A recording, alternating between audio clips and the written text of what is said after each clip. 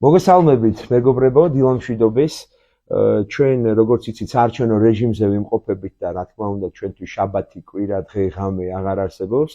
დღე შაბათია და დღეს გვაქვს ორი ძალიან მნიშვნელოვანი სხდომა თავისი შინაარსიდან გამომდინარე. პირველი, ეს რომელიც უკავშირდება პოლიტიკური პარტიებისთვის რიგითი ნომრების განსაზღვრას, როგორც იცით, 17-მა პოლიტიკურმა გაერთიანებამ მოგმართა და მეორე სხდომა, ასევე ძალიან მნიშვნელოვანი, რომელიც უკავშირდება დროებითი წევრების არჩევის საკითხს. ეს გახლავთ ის დროებითი წევრები, რომლებიც 73 საარჩევნო ოლქში სამ პოზიციაზე დროებით დაიკავებენ და განახორციელებენ თავიანთ საქმიანობას.